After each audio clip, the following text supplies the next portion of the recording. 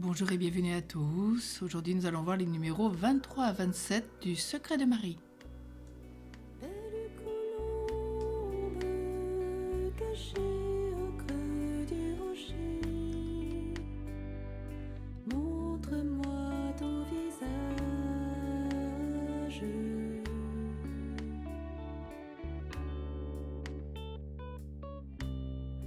Montre-moi la beauté qui sauve le monde.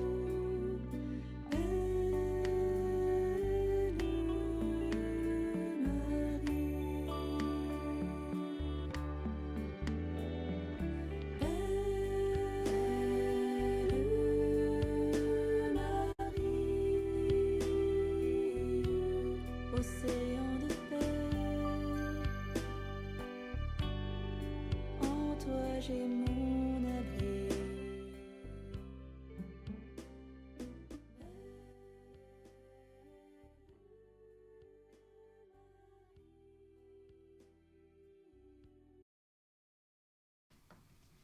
Au nom du Père et du Fils et du Saint-Esprit. Amen. Prions le Veni Creator. Viens, Esprit Créateur, nous visiter, viens éclairer l'âme de tes fils, emplis nos cœurs de grâce et de lumière, toi qui créas toutes choses avec amour. Toi le don, l'envoyé du Dieu très haut, tu t'es fait pour nous le défenseur, tu es l'amour, le feu, la source vive, force et douceur de la grâce du Seigneur. Donne-nous les 7 dons de ton amour, toi le doigt qui œuvre au nom du Père, toi dont il nous promit le règne et la venue, toi qui inspires nos lèvres pour chanter. Mets en nous ta clarté, embrase-nous, en nos cœurs répand l'amour du Père, viens fortifier nos corps dans leur faiblesse, et donne-nous ta vigueur éternelle. Chasse au loin l'ennemi qui nous menace, hâte-toi de nous donner la paix, afin que nous marchions sous ta conduite et que nos vies soient lavées de tout péché. Fais-nous voir le visage du Très-Haut et révèle-nous celui du Fils, et toi l'Esprit commun qui les rassemble, viens en nos cœurs qu'à jamais nous croyons en toi. Gloire à Dieu notre Père dans les cieux, gloire au Fils qui monte des enfers, gloire à l'Esprit de force et de sagesse dans tous les siècles des siècles. Amen. Et remercions Dieu de nous faire un tel cadeau, de connaître ce secret de Marie en priant l'Ave Maria Stella. Salut étoile de la mer, sainte mère de Dieu, mère qui resta vierge, heureuse porte du ciel. Toi qui fus saluée par l'ange Gabriel, mère des vivants, Ève nouvelle, accorde-nous la paix. Brise les liens des pécheurs, donne la lumière aux aveugles, écarte de nous le mal, obtiens-nous de Dieu le bonheur. Montre toujours que tu es mère, qu'elle reçoive de toi nos prières, celui qui s'est fait ton enfant, celui qui pour nous s'est fait chair. Ô Vierge qui n'a pas d'égal, Vierge douce entre toutes, obtiens-nous le pardon, donne-nous un cœur humble et pur. Rends sainte notre vie, rends sûre notre route, afin que, contemplant Jésus, nous partagions sans fin ta joie. Louange à Dieu le Père, gloire au Christ souverain, ainsi qu'au Saint-Esprit, aux trois, le même honneur. Amen. Aujourd'hui, nous ouvrons le paragraphe « Une vraie dévotion à la Sainte Vierge est indispensable » au numéro donc 23. La difficulté est donc de savoir trouver véritablement la Divine Marie pour trouver toute grâce abondante. Dieu étant maître absolu, peut communiquer par lui-même ce qu'il ne communique ordinairement que par Marie. On ne peut nier sans témérité qu'il ne le fasse même quelquefois, cependant selon l'ordre que la divine sagesse a établi. Il ne se communique ordinairement aux hommes que par Marie, dans l'ordre de la grâce, comme dit saint Thomas. Il faut, pour monter et s'unir à lui, se servir du même moyen dont il s'est servi pour descendre à nous, pour se faire homme, et pour nous communiquer ses grâces, et ce moyen est une vraie dévotion à la Sainte Vierge. Alors, au cœur de ce numéro 23, nous pourrions voir la grâce de rencontrer peut-être ici un texte difficile. Et les interprètes résument généralement leurs pensées en 3 questions. Ils sont d'abord sur les 2 premières, mais ils se divisent sur l'explication de la 3e. Tout d'abord, une première question. Quel est l'ordre établi par la divine sagesse pour se communiquer aux hommes ? C'est l'économie actuelle de la grâce.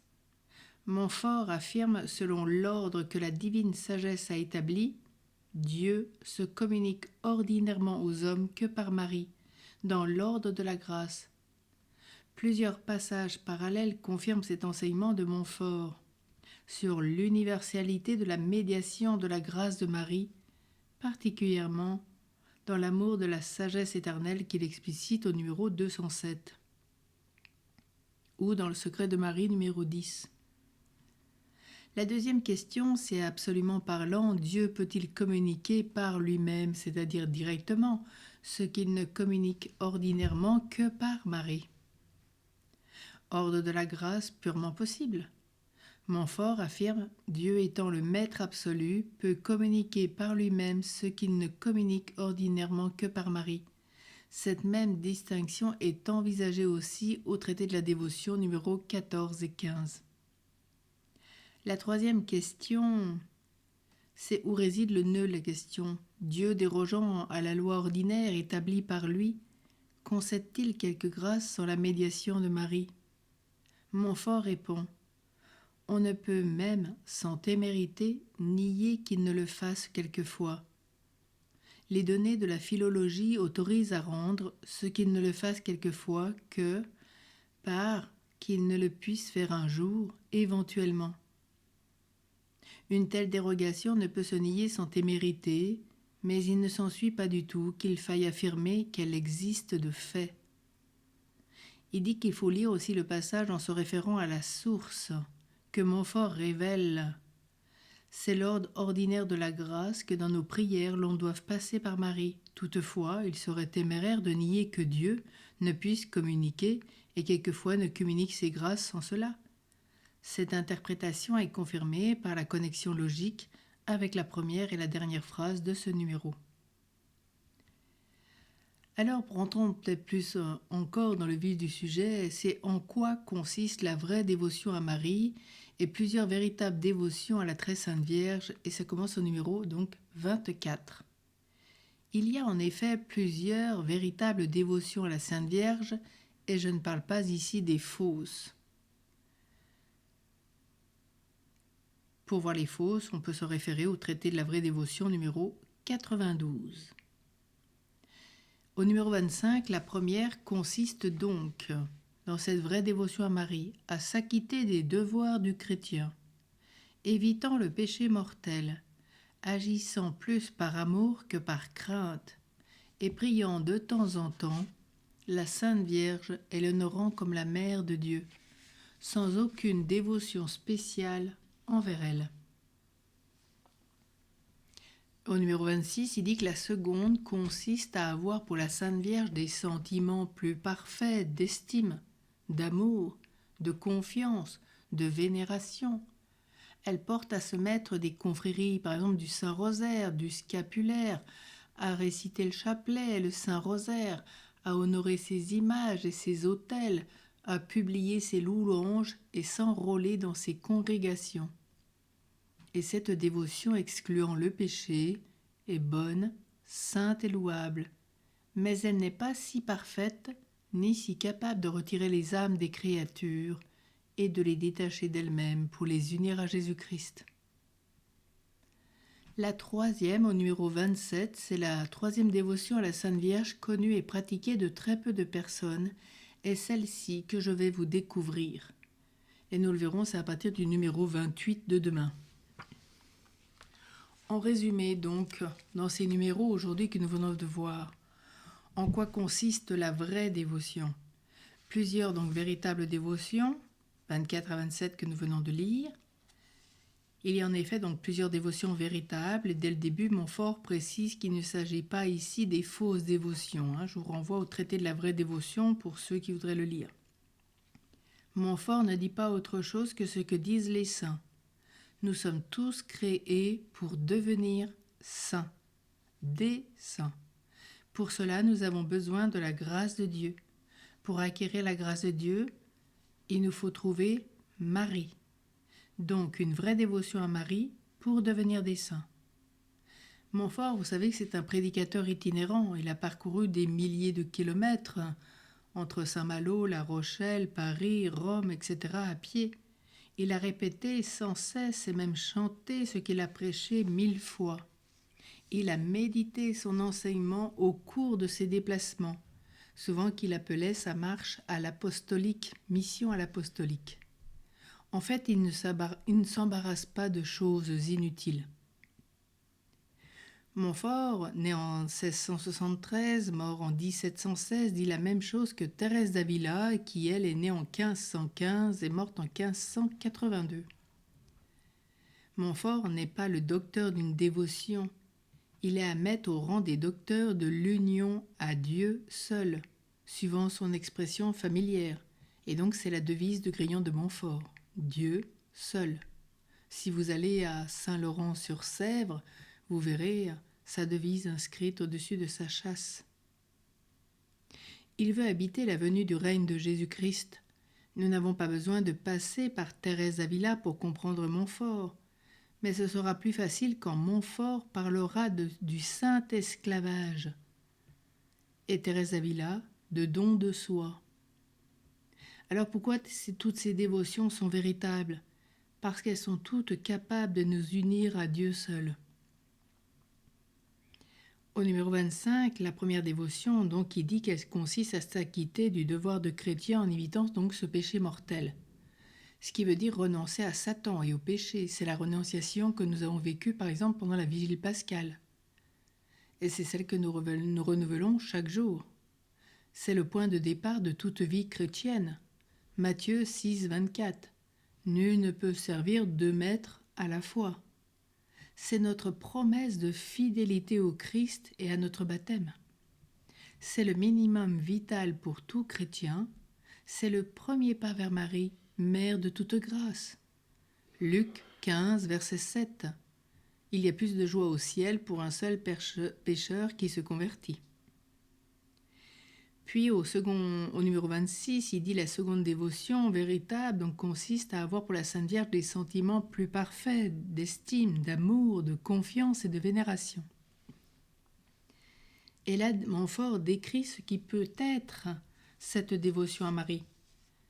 Donc il dit bien se porter à entrer dans des confréries du Saint-Rosaire, du Scapulaire, prier le chapelet, le rosaire, honorer les images, les statues, les autels, publier les louanges de Marie, s'enrôler donc dans les congrégations.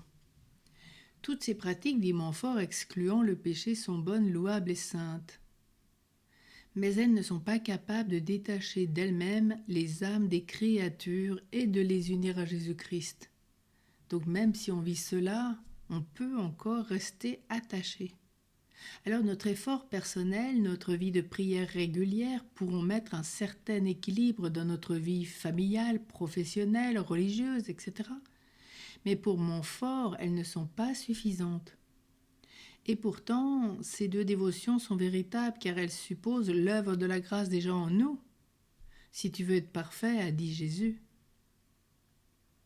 Et au numéro 27, cette 3e dévotion est connue et pratiquée, dit-il, de peu de personnes. C'est celle que nous allons découvrir donc à partir de demain.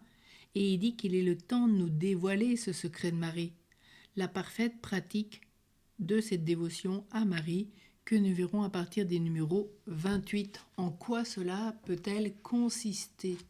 Ce que cela va nous apporter. Et nous verrons que si nous la vivons, nous allons changer notre vie. Vivre une vie à Dieu seul, par Marie.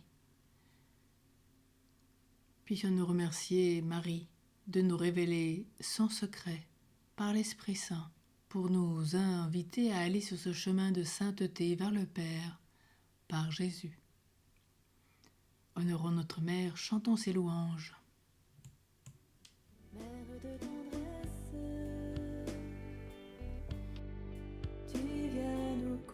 consoler.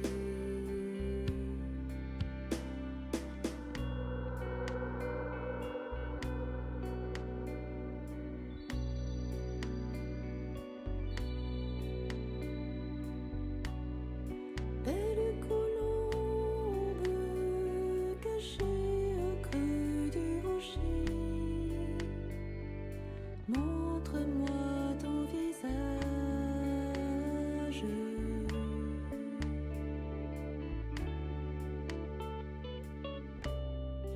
Montre-moi la beauté qui sauve le monde.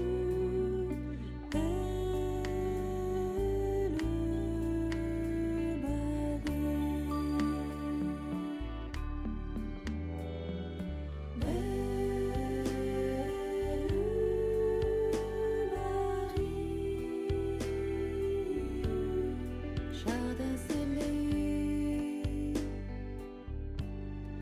temple de la beauté.